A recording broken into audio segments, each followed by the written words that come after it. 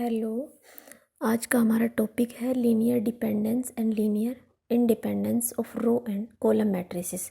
देखिए यहाँ पर पहले तो कुछ डेफिनेशंस हैं कि रिप्रेजेंटेशन है any quantity having n components is called a vector of order n. किसी भी क्वांटिटी में एन कंपोनेंट्स एन वेक्टर्स को कंटेन करता है। If A1 A2 AN are elements of field F then these numbers written in particular order form a vector. किसी भी field में जितने भी रहेंगे उनको सभी को ऑर्डर में लिख दो। जैसे 10 n dimensional vector x over a field f is written as x equals to A1 A2 AN। N है सारे लिख दिए ऑर्डर में, where AI belong to field. मान लो कि आपको रो टाइप में लिखना है और 1 क्रॉस n ऑर्डर का, तो हम लिखेंगे A1 A2 AN। रो यहाँ एक है और कॉलम कितने हैं n। Similarly column matrix of type n cross 1 can be written as, column तो n हो और रो तो n हो और कॉलम एक हो। इसको इस तरह से भी लिख सकते हैं। तो ये तो वेक्टर्स की रिप्रेजेंटेशन है, 2 वेक्टर कंटेन करे, 3 करे, n करे, जितने भी करें। नेक्स्ट डेफिनेशन है linear dependence.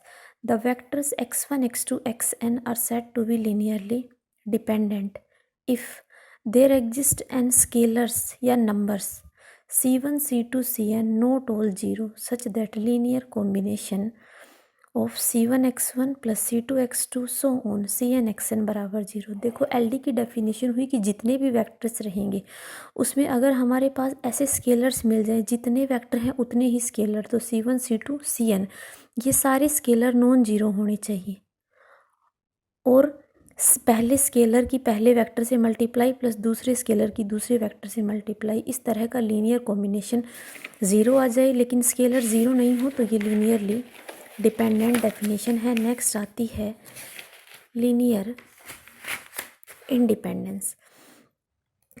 Vectors x1 x2 xn are said to be linearly independent if there exist, ये देयर एग्जिस्ट का साइन है चाहे लिख लो, there exist n numbers c1 c2 cn such that, ये स्केलर एग्जिस्ट करे such that इनका linear combination zero हो।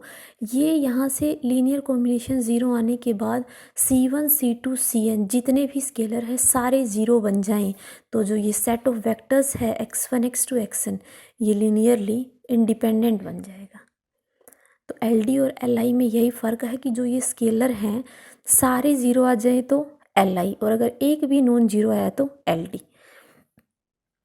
नेक्स्ट थ्योरम देखिए, prove that if 2 vectors are linearly dependent. 2 vector अगर गिवन ये है कि 2 वेक्टर्स लीनियरली डिपेंडेंट हैं तो आपको प्रूव करना है कि दोनों में से एक वेक्टर कोई दूसरे का स्केलर मल्टीपल होगा। प्रूफ के लिए देखिए, हमने U और V 2 वेक्टर माने, B2 linear dependent set of vectors, ठीक है। अब अगर LD की डेफिनेशन लगाते हो तो देन देयर एग्जिस्ट स्केलर, दोनों स्केलर 2 वेक्टर हैं तो 2 ही स्केलर एग्जिस्ट करेंगे, दोनों ज़ीरो नहीं होंगे such that AU plus BV equals to zero. ये डेफिनेशन है, इसको फर्स्ट इक्वेशन मार्क कर दी। अब पहला केस आता है कि when A not equal to zero, A number non zero हो तो फ्रॉम फर्स्ट AU बराबर माइनस BV लिख सकते हो। This implies U equals to minus B upon A V। अब देखो माइनस B अपॉन A कोई ना कोई नंबर आएगा, इसका मतलब U इक्वल्स टू V कोई नंबर आएगा यहाँ मल्टीपल, तो U V का कुछ टाइम्स हुआ तो ये लिख सकते हैं कि U है ये स्केलर मल्टीपल है V का। इसी के बाद इसी का सेकंड केस है when B not equals to zero. अगर B not equal to zero है तो from equation first BV equals to minus AU, यहाँ से V क्या बन गया minus B by a U। अब माइनस B बाई ए फिर से कोई नंबर रहेगा तो V U का कुछ मल्टीपल आ गया तो लिख सकते हैं कि V स्केलर मल्टीपल है U का। देखिए फर्स्ट केस में U V का मल्टीपल है, सेकंड केस में V U का मल्टीपल है।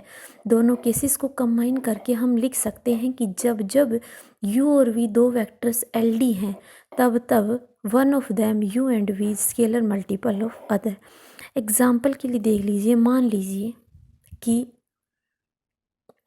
एक सेट में 2 है और 4 है, ठीक है, तो 2 और 4 एक दूसरे के मल्टीपल हैं, है ना। अगर ये मल्टीपल हैं तो ये सेट लीनियरली डिपेंडेंट। अगर यहीं पे 1 और 3 और 5 ले लिया, 3 और 5 एक दूसरे के मल्टीपल नहीं है तो ये सेट लीनियरली इंडिपेंडेंट, ये इसका यूज़ है।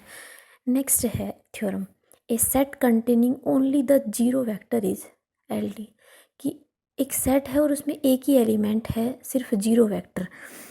उस जीरो वेक्टर मतलब ऐसे भी बोल सकते हो कि सेट ये है और इस सेट को दिखाना है कि ये LD होगा। डेफिनेशन देखिए, अगर ये सेट है तो ये वेक्टर है कोई ना कोई। आप डेफिनेशन लगाते हो तो किसी भी जीरो वेक्टर के लिए एक स्केलर ऐसा मिलेगा a इंटू जीरो बराबर जीरो। ये कब कब होल्ड करती है ये रिलेशन, a की वैल्यू यहाँ जीरो रखोगे तब भी ये जीरो है, लेकिन अगर यहाँ पे a नॉन जीरो होगा तो a नॉन जीरो होते ही जो स्केलर, भाई जीरो तो वेक्टर है, a इसका स्केलर है, स्केलर नॉन जीरो आ गया और स्केलर नॉन जीरो आ गया तो सेट क्या है, लीनियरली डिपेंडेंट। इसी का दूसरा पार्ट है कि ये set containing only a non zero vector is, कह रहा है कि सिंगल कोई वेक्टर है, ठीक है, और ये नॉन जीरो वेक्टर है तो ये सेट हमेशा लीनियरली इंडिपेंडेंट होगा। तो देखिए, अगर सेट में कोई भी x एलिमेंट है, डेफिनेशन लगाते हो तो ax बराबर जीरो। अब बताओ कि x तो नॉन जीरो है, x नॉन जीरो की किस a से मल्टीप्लाई करोगे ये ज़ीरो बनेगा, तो ये तभी पॉसिबल है जब a जीरो होगा और एक ही स्केलर था वो जीरो आ गया। तो डेफिनेशन क्या कहती है Li की, कि जो सेट है वो लीनियरली इंडिपेंडेंट है। एग्जाम्पल के लिए मान लीजिए कि चाहे आप 2 को सिंगल कर लो, सिंगल नॉन जीरो है Li होगा, 5 को ले लो, सिंगल नॉन जीरो है Li होगा, और LD तभी होगा सिंगल वर्सेस जीरो है तब।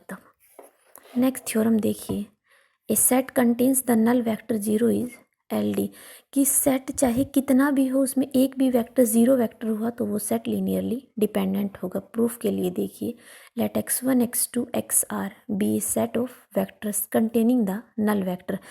x1 x2 xr, r में से कोई ना कोई एक वेक्टर पक्का जीरो है, हमने मान लिया कि कोई ith वेक्टर जीरो वेक्टर है, तो xi बराबर ज़ीरो है तो xi को 1 इंटू xi लिख सकते हैं।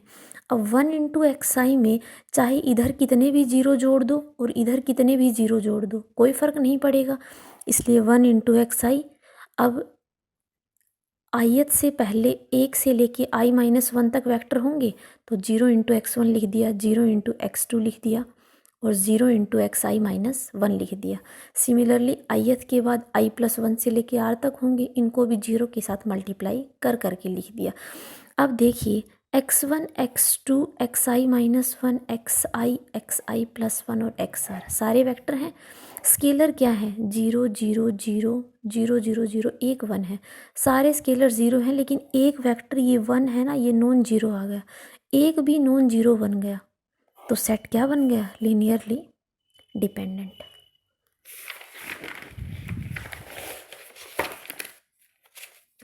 देखिए नेक्स्ट है थ्योरम है, every super set of linearly dependent set is, मान लो कोई भी सेट है वो लीनियरली डिपेंडेंट है, गिवन है, और उसका सुपर सेट हमें दिखाना है कि LD ही बनेगा। देखिए, कोई सेट मान लिया, let SP equals to x1 x2 xp, p vectors का सेट मान लिया जो लीनियरली डिपेंडेंट है, ये तो है। अब हमें करना है कि इसका कोई सुपर सेट मानो, सुपर सेट होता है इससे बड़ा सेट, उसको LD दिखाना है। तो लेट SR इक्वल्स टू, एक से P तक तो है ही, P+1 P+2 और XR, R एलिमेंट ले लिए, वेयर बता दिया कि R P से बड़ा है तो ये सुपर सेट हो गया SP का।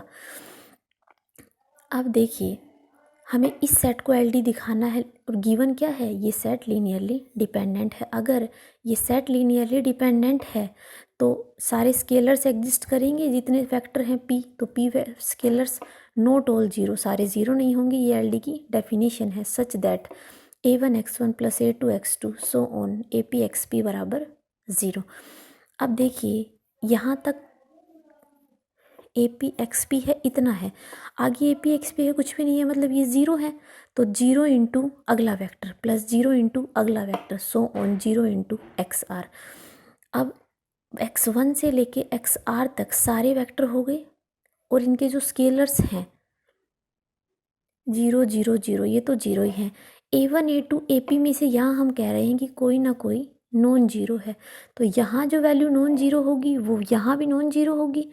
और अगर ऐसा हुआ तो एक भी वेक्टर नॉन जीरो मिल गया, एक भी स्केलर नॉन जीरो आ गया, तो जो ये सेट है x1 से xr तक का, ये लीनियरली डिपेंडेंट सेट होगा। तो हमने जो सेट माना था उसका कोई भी अगर सुपर सेट मानते हो तो वो हमेशा LD बनेगा।